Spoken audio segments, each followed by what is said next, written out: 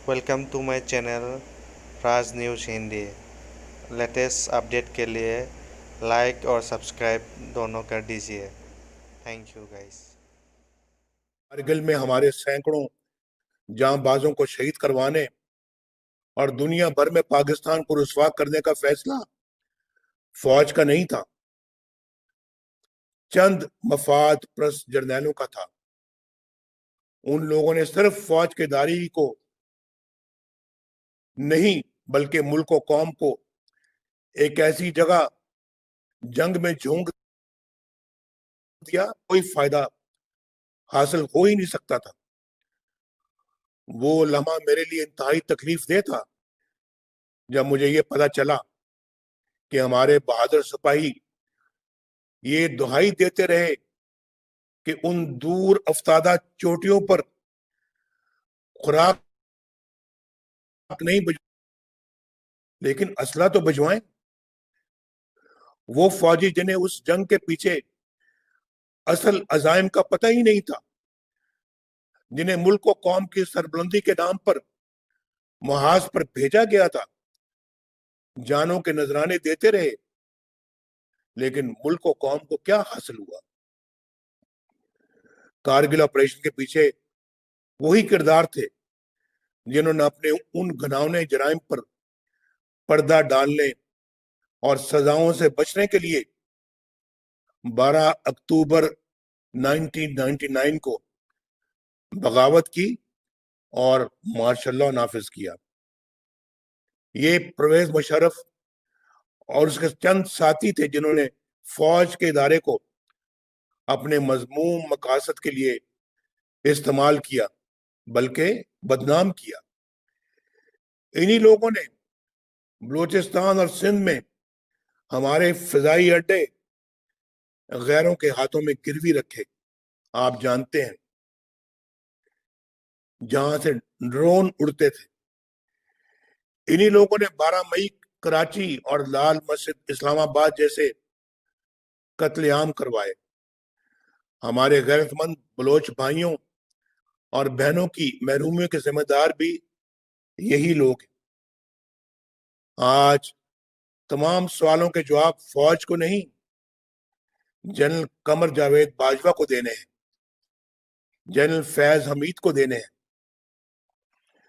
General Bajwa साहब, आपको 2018 election में पाकिस्तान की तारीख की सबसे बड़ी धांधली और अवाम के मैंडेट की चोरी का हिसाब देना है।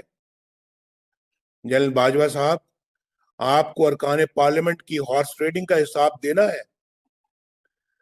और जनरल बाजवा साहब, आपको आइन और कानून की धज्जियां बिखेरते हुए इमरान नियाजी को अवामी मैंडेट के खिलाफ वजीर आजम बनाने का हिसाब देना है। दूसरों पर कीचड़ उछालना तुम्हें एहतसाब से नहीं बचा सकेगा इमरान खान। ये टीवी पर बड़के मारना और धमकियां देना तुम्हें नहीं बचा सकेगा। डाकू, लुटेरे और गासिब, इन लोगों से आपको निजात दिलानी है। हम चाहते हैं बलूचिस्तान एक आजाद रियासत हो। नवाज शरीफ साहब हैज़ आउटडन हिमसेल्फ। जो पिछली तकरीर उन्होंने की थी उसमें बड़ी 2-3 उन्होंने बातें की थी, लेकिन आज तो उन्होंने बिल्कुल जिसको कहते हैं ना फ्लड गेट्स खोल दिए और पूरी एक चार्जशीट पढ़ दी। वो भी मैं आपसे शेयर करूंगा। आई विश हम सुना सकते, उनको डायरेक्टली सुना नहीं सकते, कानूनी पाबंदियां हैं, लेकिन सवालात काफ़ी उठ गए। एक चीज़ बड़ा क्लियर आ गया है कि स्ट्रैटेजी नज़र ये आ रही है कि इतना प्रेशर क्रिएट कर दें कि या तो अफसरान आर्मी चीफ के ख़िलाफ़ हो जाएं, या आर्मी चीफ प्राइम मिनिस्टर के ख़िलाफ़ हो जाएं, या प्राइम मिनिस्टर सबके ख़िलाफ़ हो जाए और पूरा निज़ाम धड़म से नीचे आए। कुछ भी हो, लेकिन कोई ना कोई जो प्रेजेंट स्टेटस को है, चाहे सही या गलत तरीका ख़त्म होना चाहिए। बड़ी एक अलार्मिंग सिचुएशन है। टेम्परेचर बहुत बढ़ गया है सियासी तकरीरों का।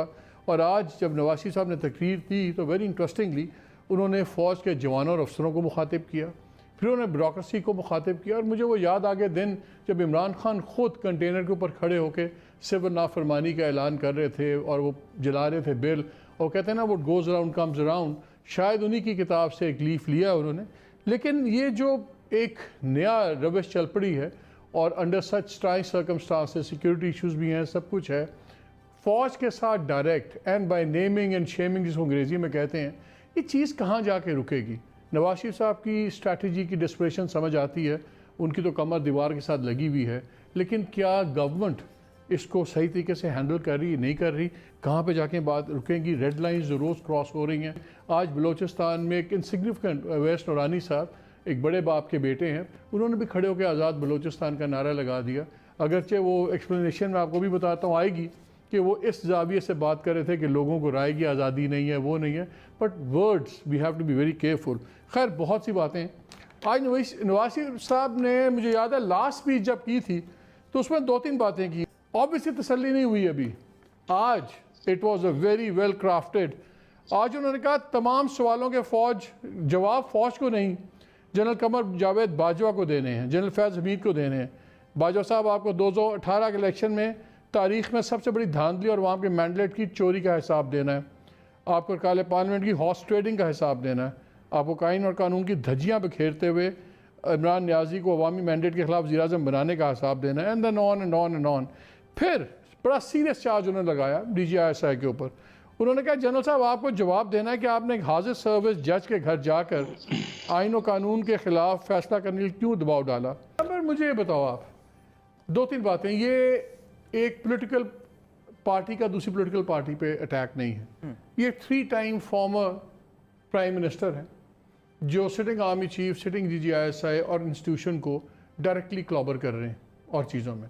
انہوں نے آج بات کرتے کرتے کارگل کا حوالہ دیتے ہوئے بھی کہا کہ جی وہ وہاں پہ لوگ بھوکے تھے، چلے بھوکا نہیں، ان کو اسلحہ تو پہنچانا چاہیے تھا، جو انڈین نیریٹو پہلے چلتا تھا.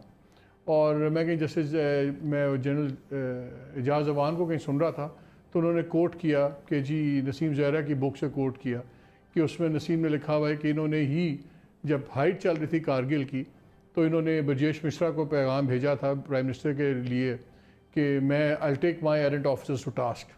تو ہسٹری تو دونوں طرف چلتی ہے. کیا یہ اتنا سمپل معاملہ ہے کہ جیسے مشرف کہتے ہیں کہ ہمیں بولنا نہیں چاہیے، بات نہیں کرنی چاہیے، کیونکہ جس میں آپ اپنی سب سے اسٹرانگ انسٹیٹیوشن جو ہوتی ہے وائٹل ہے بہت چیزوں سے، we are still at war, ہمارا ٹیررزم چل رہا ہے، سب کچھ چل رہا ہے، کہ بالکل اگنور کر دینا چاہیے. Is that wise? دیکھیے اگنور تو آپ نہیں کر سکتے، اس لیے کیونکہ پاکستان مسلم لیگ نواز کی بہت بڑی ایک ووٹر بیس ہے، کئی 1 کروڑ سے زیادہ ہے، جو اگر آپ دھاندلی شدہ الیکشنز بھی ان کو کہیں پھر بھی ایک ووٹر بیس تو ہے، سپورٹر بھی ہے جو پنجاب میں موجود ہے. اور یہ سب سے میرے خیال میں ایک اہم پہلو اس کا یہی ہے کہ جو باتیں پشتون علاقوں میں کی جاتی تھی، جو بلوچستان میں کی جاتی تھی، جس کا عکاسی آپ کو آج کے جلسے میں بھی نظر آئی تھی، وہ ایک مین سٹریم پنجابی پولیٹیشین وہ باتیں کہہ رہے ہیں، کھل کے کہہ رہے ہیں. اور چاہے ہم دکھا نہ سکیں یا نہ دکھا سکیں، رد عمل تو آتا ہے. چاہے وزیر اعظم عمران خان اگلے دن کسی خطاب میں اس کے ایک پوائنٹ کا جواب دینے کی کوشش کرے. چھپانی اس لیے نہیں چاہیے کیونکہ ان کا ظاہر 3 بار وزیر اعظم رہ چکے ہیں، ان کا ایک ووٹر بیس ہے. چاہے آپ ٹیلی ویژن پہ ان کو سینسر بھی کریں یا جیسے شبلی فراز صاحب آج کہہ رہے تھے کہ ایک غور ہوگی کہ اس پہ کوئی کارروائی ہوگی یا نہیں، اٹ ڈزنٹ میٹر.